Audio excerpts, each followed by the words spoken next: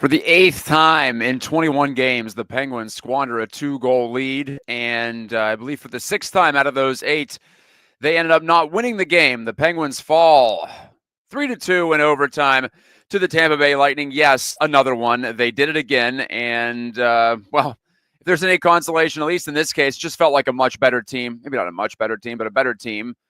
In the Lightning, just leaning on them. It wasn't the Penguins necessarily giving it away, and that's where we're at right now is we're trying to take very small victories out of yet another come-from-ahead loss. Again, the Penguins do get to OT, but just barely, to be quite honest. And the Lightning took over maybe midway through the second period, actually right after the Penguins took a 2-0 lead. That's essentially when they stopped doing anything consistently right. The Lightning were much better later, and the Lightning end up taking the 2 points at Pittsburgh. This is your Rapid Reaction Show. Yes, we have an official new name here on the Pittsburgh Hockey Now YouTube and Facebook accounts. Thank you for joining me. My name is Matt Gajtka. There's my name. Pop it up on the bottom of the screen there. Taking your comments, taking your concerns, of which I'm sure there are many, or have you emotionally detached yourself already from the results? I'm sensing that already from the fan base. And it feels like it's still somewhat early. We're not even to Thanksgiving, obviously, yet. But at the same time, the handwriting also appears to be on the wall with this year's squad. The Pens have missed the playoffs 2 times in a row, and they are certainly in position to do it for a third consecutive season as they lose in overtime, whatever you want to call it. You want to call it a tie in regulation, want to call it an OT loss. Just want to call it a straight-up loss. That one felt very demoralizing, actually, tonight. The Penguins dropped to 7-10-4, and coming off of losing a 3-0 lead against the San Jose Sharks on Saturday and just barely getting 2 points out of that with a shootout victory, a rare shootout win, the Penguins cannot close the deal against a Lightning team that was getting Braden Point back into the lineup, and Braden Point ended up playing a significant role late as he scores the winning goal. And I tweeted after 2 periods, maybe I shouldn't have done that if you are the believer in jinxes that many of you are, but I'm not. I was just pointing it out. I thought Jarry had a pretty strong first 2 periods. I wouldn't say that the second Tampa goal was a bad goal, but it was definitely a weird one as it took a strange deflection off his stick. Brandon Hagel tying up the score with about 7 minutes to go in regulation time, and then Jarry ends up overplaying the shot in OT. I guess 3-on-3 overtime, it's kind of a different bear for sure. But I know you don't want to end up behind the net, which Jarry did, as Point tucked it around him and made him look rather foolish there. So, yes, Tristan Jarry is not fixed. I don't think any of us expected him to be fixed anytime soon, whatever that might even mean to you and whether you even trust it long term at this point. I do not blame you if you don't trust it, because Jarry has shown us quite a bit in some big situations over the years that maybe he's not up to the task of handling it mentally. And this year gives us more evidence in that regard. Let's see what the early comments are. I'm sure we've got a few here. Ethan Connolly noting that Jarry was way out of position, and what a fitting way to end the game, huh? With Jarry apparently looking like he was one of the few bright spots for the Penguins throughout the entire game until late when that Hagel goal went in. And Jarry did make some nice saves tonight, and I didn't think he played anything badly, at least in terms of positioning, in terms of his fundamentals, which tend to get away from him. Made a couple of key saves on Nikita Kucherov on a third period power play. I thought that might be the turning point, but the Lightning score almost immediately after. Braden Point with a backhand shot. Perhaps Jarry could have played it a bit better, but I'm just willing to credit the shooter, tip my cap to him, and move on from there. But like I mentioned, things went downhill after that first Lightning goal went in, as we've seen so many times this year. Home ice, away, doesn't matter where. The Penguins in a 2-goal lead. It's just it's not a good formula, and the Penguins continue to be allergic to riding out a victory in routine fashion. It literally hasn't happened this year. I went over it the last show, but I'll do it again. The times the Penguins have won, I guess Montreal winning that one 6-3, Detroit winning that one 6-3, but in both of those games they trailed early, so they had to come back to win those. I wouldn't call those routine wins. Anaheim 2-1 in overtime, Montreal squeaking by 3-1 with an empty netter, beating Washington on the road with an empty netter 4-2, and of course the shootout win against the Sharks on Saturday. So if and when the Pens win, it's never easy. And that wears on you, too. You're just sweating blood down the stretch in most of these games, and it happens once again. Jennifer Anderson mirrors what I was saying, basically. Prior to OT, she was happy with Jari's game, had some key saves. Yeah, he was showing some of that athleticism, and like I said, the fundamentals appeared to be rather nailed down today. He wasn't grossly out of position, which we've seen so much this year. Concerning when you're talking about a 30-year-old goalie who is still trying to get the fundamentals sorted. But I guess Marc-Andre Fleury was in a similar situation in his late 20s and turned out to be an all-league goalie in his later years in the NHL. And I'm not blaming it, certainly not on him. I am definitely not doing that. Russell Ellison, the comment's so big I got to crane my neck over the top of it to stay in the screen. Old and slow, cannot play 3 periods of hockey. Cheer for many more losses for draft lottery chances. That's where I sense a lot of people are right now. And maybe start trading anyone with value for draft picks. And that process is already underway. Lars Eller, I have to imagine Marcus Pettersson is gone fairly soon. After seeing Boston fire their coach, maybe the Pens will follow. Something has to change. What if we do a little coach swap, huh? I don't mind Jim Montgomery, and I think maybe he got a bit of a raw deal there in Boston. I think he's an above-average NHL coach. Wouldn't be too bad. And hey, Mike Sullivan could go home to Boston. There we go. We've got it all wrapped up. It's perfect. Chris Perrell and also Nick had comments on Matt Grzelcyk, not an NHL defenseman. Speaking of Boston, he had his best years in Boston, but those best years appear to be behind Matt Grzelcyk, even though he's not that old. What is he, just barely over 30? So the Penguins, if you could look more to the farm, they already did with Owen Pickering, and I like what he's shown, not really standing out one way or the other in tonight's game, but I thought played a 2-on-1 pretty decently in the first period when the Penguins made one of their rare neutral zone mistakes tonight. It wasn't really about that. It wasn't about odd man rushes or self-destructing. It was just getting outplayed tonight. And actually, I'm kind of comforted by that because you can talk yourself into, well, if they just clean up these mistakes, these are big mistakes they shouldn't be making. If they can clean those up, they'll be all right. Well, tonight they really did clean those up, and they got their doors blown off in the latter part of the second period, early parts of the third, and the Lightning just kept the pedal down, and the Penguins really couldn't answer. So that was, I think if the Dallas loss was the most embarrassing, this one was just the most depressing because the Pens couldn't get it turned around. And even overtime, I commented last time out that the Penguins have played overtime quite well this year, and I think maybe even deserve better than the results they've had in overtime and beyond.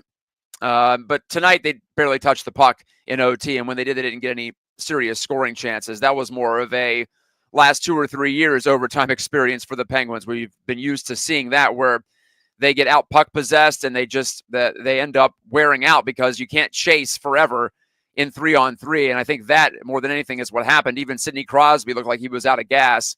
And of course, he's still one of the better skaters in the NHL, one of the more tireless workers. And he got out-hustled by Braden Point in the end. Paul Gauthier wants to fire everyone and start over. Are you talking about management? Because I don't think Kyle Dubas is getting fired anytime soon, but I think we're getting close on the Mike Sullivan ticking clock. I think that is melting down towards 0 at this point. Just how many times do you have to see them blow a late lead? And I realize Kyle Dubas probably knows that this team, as constructed, isn't good enough to expect it to hold all these leads. But when you're up 8 times in a season and you lose those 2-goal leads 8 times, and you've only played 20 games or 21 after tonight, that's just a gobsmacking. That is an eye-opening statistic. I still can't believe that it continues. And it's like every other game. It really is every other game, almost literally this season. I've not seen that in my time watching NHL hockey. It just doesn't happen at this level. That's a high school thing. That's a college thing. That's an amateur thing. That's a junior hockey thing. That's before you know better type of thing. And it continues to happen. Puljujärvi, I thought had a strong game. I agree with Brian and AK. Brian in Alaska. Good to see you, buddy. Last I saw you in person, I think we were taking the subway, taking the public transport in Pittsburgh down to the arena for the Stanley Cup final in 2017. But anyway, Puljujärvi once again plays well, scores a goal, but only given 10-13 of ice time. Third lowest. I think Ponomarev and maybe Sam Poulin were the lower ones on that, just going back in my mental Rolodex from the Knights game. I don't know what it is with Puljujärvi. Maybe he's not the most responsible defensively, but he is one of the few guys who shows a spark offensively. He's creative, had a couple of nice moves tonight, and also that drive to the net. I'll give Marcus Pettersson his props. I have been critical of his offensive prowess, but he's made a couple of fantastic passes that directly led to goals in recent games, so he's making me eat a little bit of crow there, but he's not long for the Penguins anyway, so maybe I'm just justifying it by one of those things, like when, I don't know, you have a girlfriend or a boyfriend and you're not going to see them for a while, so you pick a fight just so you're happy to see them go. I think maybe that's what I'm doing with Marcus Pettersson right now. But you're talking about Puljujärvi, and I totally agree. I'm a fan of his. What's the harm in giving him some more run here? And that's where I think the Penguins perhaps falling further out of playoff contention will be a blessing, because you can give or you can justify just playing guys and not worrying so much about the X's and O's and just seeing what they could do. Mike Rupp made a note on the broadcast tonight on the TV side that he feels like Ryan Shea is getting more comfortable because he feels like he's cemented in the lineup. Maybe that shouldn't be the case. I'm not sure Ryan Shea has any great shakes back there, but I think he does make a point that I think you get the best out of guys when they're not looking over their shoulder constantly. And that's why I was a little discouraged to see Ponomarev also not get benched tonight, but play very little. Drew O'Connor was double shifting on that line. Not a huge fan of that approach, especially where the Penguins are right now. But it just feels like the players and coaches have to be in some state of denial. It's almost a survival instinct. I don't blame them for that. You can't go out there thinking, well, we're just going to go through the motions here for the last 62 games. That's not how you play in the NHL. That's not how you play professional sports or really do anything for that matter. So I don't espouse the players and coaches doing that, but that's where I think that perhaps there could be an edict come down from on high that, hey, let's play Ponomarev, let's play Puljujärvi, regardless of how often they're above the puck or in a good defensive position. Abba's World, I brought this one up because I thought Karlsson actually got a raw deal. He was complaining to the referee on that penalty that did switch the momentum, or at least gave the Lightning more legs in the third period. But that really wasn't a high stick. The stick was about waist height. Karlsson, I guess if he's guilty of anything, just turning blindly and throwing the stick out. So perhaps he could have gotten interference for that one. But the Lightning player, Gonçalves, actually leaned down into that stick. So I understand why you call it. You almost have to call it because the guy gets hit right in the face with the shaft of Karlsson's stick. But overall, I like Karlsson's game tonight. I don't have any complaints about 65 for once. I've complained enough about him over the first 21 games. Jeff Candlemo asks, is there a worse goaltending tandem right now? Blomqvist was the only reason to watch in the early going. Yeah, I'm not sure Yoel is above average NHL-wise at this moment, but at least he gave you some hope and some stuff you could project upon, whereas you play Tristan Jarry. I don't even know what we're supposed to feel about Tristan Jarry right now, besides let's get him looking decent so you can build up that trade value again, and that's not the most fun way to watch a hockey game. I'll say that much. Yeah, maybe not the worst goaltending tandem, Jeff. If you do look at the numbers, the Penguins are probably about average, maybe slightly below average in goaltending overall when you factor in Jarry and he's back in the NHL. But overall, just if we're talking about fun teams to watch and fun goalies to watch, yeah, Alex Nedeljkovic is probably a 1B at best in the NHL. And Tristan Jarry, it just feels like we're watching the end of a player's career right now. Anyway, this is Penn's Rapid Reaction. Thanks for joining me about halfway through the show. I like to go about a half an hour and get on the air as soon after the final buzzer as I can. Great response tonight. Good to talk to all of you. Tyler has a simple message. Do it now. Do it now. Fire Sullivan. Like I said, I feel it's coming. I feel it coming if this trajectory continues. It's actually kind of funny. If you read national stories, they're like, well, I guess we have to consider Mike Sullivan as being on the hot seat, whereas in Pittsburgh, people have been talking about that for 2 and 3 years. It's just really interesting. The difference in perspective between when you watch it every day, every week, every month, every year, compared to just checking in every once in a while. Yes, Sullivan probably should have been on the hot seat. If he didn't have 2 cups, he would have been gone long ago because, well, that's kind of a strange thing to say. He does have the 2 cups, so I'm not saying you just discount that, but without the reputation that he did earn, yes, the results the last few seasons, I think it would have been an easy call to just change and move on, especially when you have like a David Quinn available as he was this offseason. You got Sully and Sully Jr. there in more ways than one. I feel like it's going to be David Quinn's team maybe sooner rather than later. I would not be surprised if we saw that change before the holiday season. Chris Perel says Puljujarvi and O'Connor look like they're the only ones playing. Well, they also have youngish legs, right? I think Malkin and Crosby are trying their hardest. I think Erik Karlsson's playing hard. He's not playing smart all the time, or most of the time, but he's playing hard.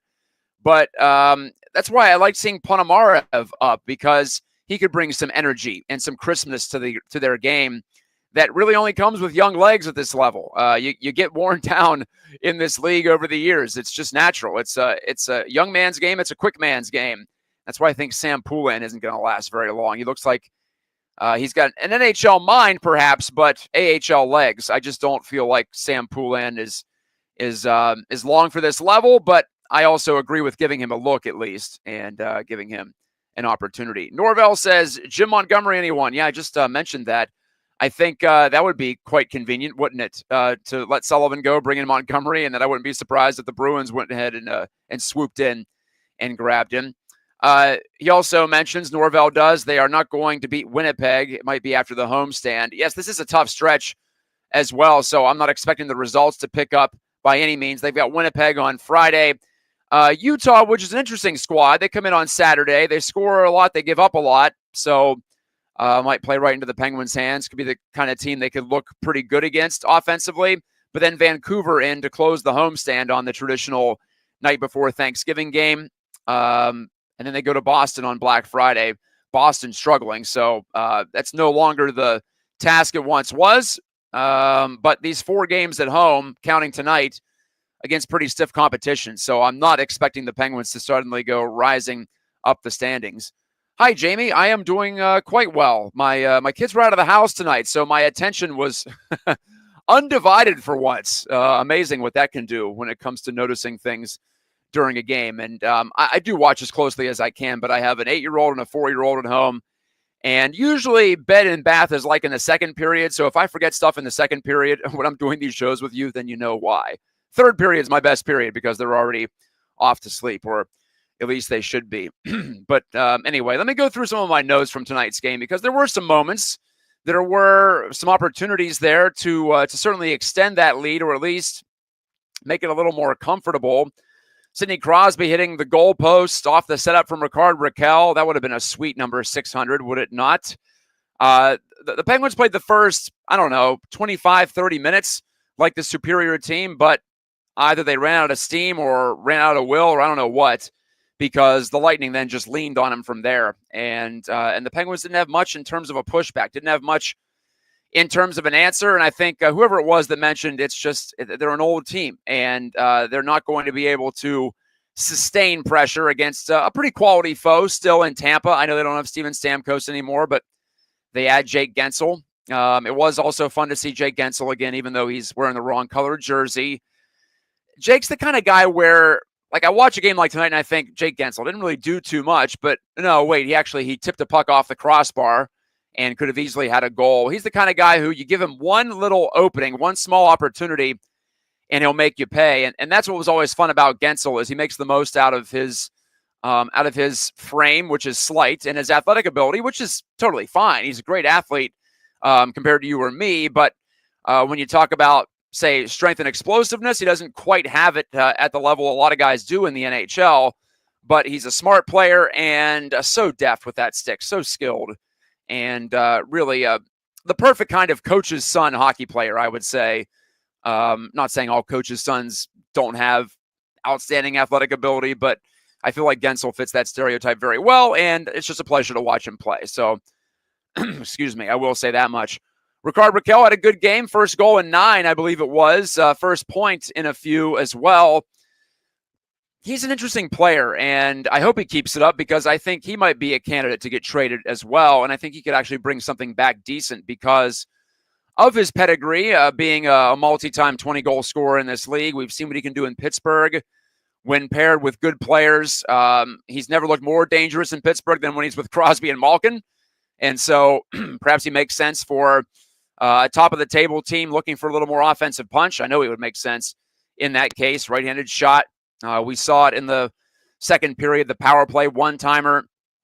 He can certainly contribute on the advantage in addition to 5-on-5. So a lot of positives for Rickard Rakell. Good to see him continuing to put the puck in the net, even though it's the pace has slowed a bit, but that start was probably, unsustainable. Overall, my assessment of Jarry throughout the night was pretty complimentary.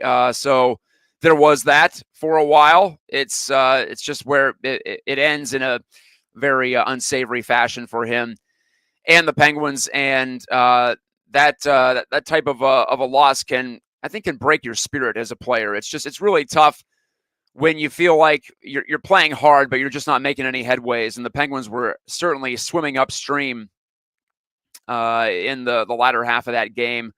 So for me, if I were a player, this would hurt more than some of the games where you cough it up, because there's no easy fix to we're just not flat not good enough to hang with the Tampa Bay Lightning, who aren't even really one of the higher echelon teams anymore. Coming into the night, they had 17 points now in just 15 games, so still above a point per game pace in the standings, but just third place, and they're 6 behind the Panthers, 5 behind the Maple Leafs. They're a full 8 points behind Washington, 7 behind the Hurricanes and the Devils, 4 behind the Rangers. So the Lightning are almost a middle-of-the-table team now, and the Penguins still couldn't muster enough to put them away tonight. In fact, they never looked like they had any ability to put that game away in the third period.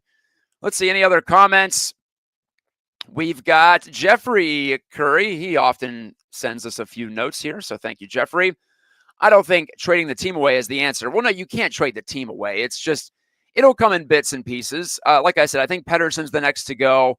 Good report from Josh Yohe. Some unnamed sources, but knowing Josh, my former co-worker at DK Pittsburgh Sports, and a longtime admirer of his work, Josh has his sources. He knows what's going on. He said more trades are coming. We know Dan Kingerski has been reporting and speculating to that effect as well, that at some point Dubas is going to get more active. Lars Eller being one thing. That's a bottom 6 forward. Nothing too outstanding as far as your trade value is concerned. No one's going to be killing themselves or jumping over other teams to try to get Lars Eller, at least not at this point of the season, but the Penguins did find a way to turn him into something. Very limited futures there from his old squad in Washington. But I think Pettersson, I think Rakell, even though his contract might be a little rich for some teams, but there's only a couple of years left on that one. So, yeah, those two Swedes, I don't think anyone's going to take Karlsson's contract. Speaking of Swedish players. So I don't really see him leaving this year unless he absolutely wants to. And then even in that case, he can dictate where he wants to go. So that's not going to be an optimum situation for you. And like I said, Jarry, but again, wow, talk about a millstone contract. No one's taken Ryan Graves' deal. Forget about that with him being a healthy scratch 2 games in a row. Wow. That goes down as one of the worst signings of the salary cap era. It might just be one of those for Kyle Dubas, both Jarry and Graves, but at least Jarry had given you something. Graves had a couple of decent seasons, with Colorado and with New Jersey, but that became an anchor right away. At least Tristan Jarry gave you a half-decent season last year before he started to look a little bit more, shall we say, fallible in between the pipes. Jeffrey says that's what Dubas does, paints himself into a corner. Starting to look like that here already, and it's just unforced errors. You didn't have to commit to these players that early, but he did, and I think his desire to step in and kind of be the savior after the Hextall era got the better of him, and we're all subject to our own egos from time to time. But I really think that's what happened with Kyle Dubas, and I believe he got a better perspective on where the Penguins are at last year, especially late last year, even with that late surge. It's probably a blessing the Pens didn't make the playoffs, because you're seeing a change in tenor in what Kyle Dubas is doing. And I think it makes a lot more sense, but not before he dug himself a deeper hole. And there you go, Jeffrey mentioning the signing of Tavares in 2018, trying to put his stamp on the team. And not saying John Tavares is a bad player.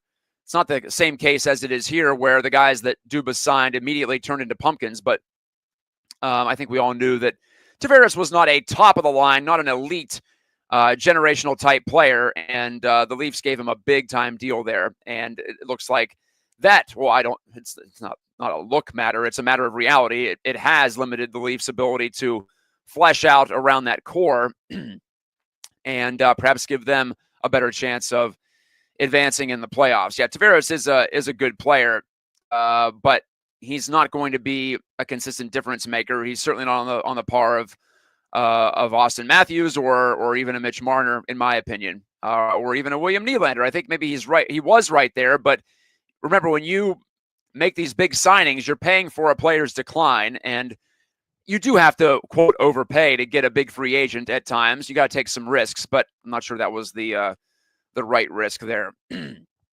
Excuse me.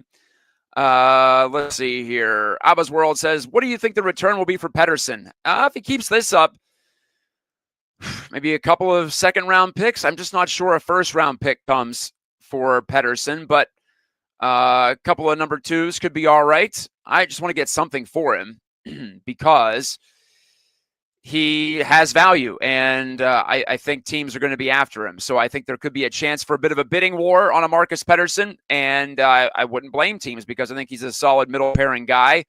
Problem in Pittsburgh is he's been occasionally or frequently this year asked to be the caddy for some risk-taking defensemen in Carlson and Letang, and it hasn't really worked out. When you play Pettersson with someone who also has a defensive conscience, I think that's actually when his offensive flair can shine a little bit more, because he can actually afford to step up and try to make something happen when he does have the opportunities. Any new comments here? IR3K, new name, new face here. Tampa is doing it, stacking their number one line. Although John Cooper did mix his lines up in the third period. I don't know if you noticed that. He took Gensel off the Kucherov line. I have enjoyed Crosby, Malkin, and Raquel playing together. I think that's been the Penguins' best consistent offensive pressure with them on the ice. The only issue is, as we all know, that leaves you, in the Penguins' case especially, with three lines that don't do too much. Maybe two lines that do a decent amount and one line that does absolutely nothing. And, well, that's difficult on a night like tonight when you are trying to put together at least two consecutive shifts in the offensive zone. Didn't happen very much in the second and third periods. The Lightning have a little more depth, so they can afford to load up. They can do a point, a Kucherov and a Gensel, or whatever you want to do. Even though, like I said, Stamkos is gone, they still have some elite top of the line talents, top of the line point producers, and Gensel's a really, really good complement to players like that, as we've seen in Pittsburgh over the years. All right, let's look at let's do some fancy stats, actually. This reinforces what I was talking about. The Penguins only generated 7 high-danger scoring chances in this game. The Lightning had 16, so it was kind of a drab offensive game for the Pens. Just 19 shots on goal, just 18 scoring chances overall to 40 for Tampa. I don't really buy into the just run-of-the-mill scoring chances as much as I do the high-danger stuff. But expected goals, also something I like to look at. Tampa had 4 expected goals. The Penguins had under 2. So just overall, one of the Penguins' worst offensive performances of the season, even after a decent first period where if you just look at 5-on-5 play, they actually had the edge on Tampa or were even on Tampa in all the relevant offensive categories. Shot attempts, shots on goal, scoring chances, and, of course, expected goals, too. So the Pens had the edge in the first period, but second and third is where it really got away from them, especially at 5-on-5. The Lightning, overall in the game, had 2/3 of the shots, 2/3 of the scoring chances. That's a pretty big edge in the NHL so far these days. Couple more questions. J.I. Hello, J.I. What can the Pens do with Jari? He played way better tonight, but that overtime goal against was just eye-rolling. Any trade value? They got to keep playing him. That's what's going to happen. We're going to see more of it, and if you like watching decent goaltending, you just got to root for Jari, and if you like the Penguins getting something for him eventually, you got to root for Jari. Just I sense sometimes, and I'm like this too, where a guy is flailing and failing, and you just want him to keep doing that because it makes it more clear that he's not the guy, but that's just not the case that would help the Penguins in the long term here. So, or the short term, if you're just talking about winning games tonight. In a lot of ways, Jarry helped them get to overtime before the decisive goal. So, what can they do with him? I think they play him at least half the time, if not more. If they fall out of the race, even more than they are right now. And let's look at those standings. The Pens have 17 points. Last playoff spot in the East is at 19. They're only 2 points out. That's the hard part, right? For the players and coaches, they can point to it and say, hey, we're 1 win out. But also, the other teams mostly have games in hand on you, too. Blah, blah, blah. You know what it's like. It's hard to convince a competitor that they're out of it until they really are out of it, especially when they're only a quarter of the way through the season, which the Penguins are. But if we do get to that point and the Pens don't have much to play for, you just keep rolling Jarry out there as far as I'm concerned. See if someone wants to take a look. What do I think of Ponomarev's game so far? I liked it in game 1. I thought he was snapping the puck around, playing with urgency and aggressiveness. Tonight, he must have done something wrong, must have got caught up ice a couple of times. I think I saw that because then he was pseudo-benched by Sullivan for a while. Doesn't help the perception that Sully doesn't like young players, I'll put it that way.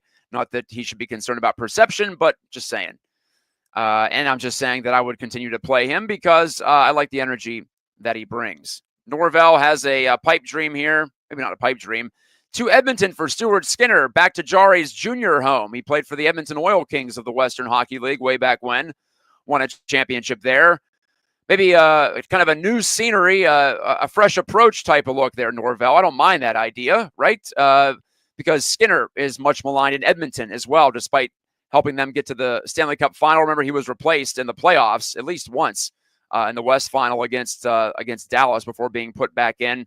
He's not great either, but it might just be fine to see a new face in net, and the Oilers could maybe talk themselves into Jarry having more of an upside. I think he does have more of an upside, and like I said, more support in Edmonton, perhaps. Not perhaps, he will have more support in Edmonton when we're talking about the guys in front of him, and could get juiced up from a new situation much closer to home for him in a couple of different ways. And Norvell admits that's a reach. Yes, I think so.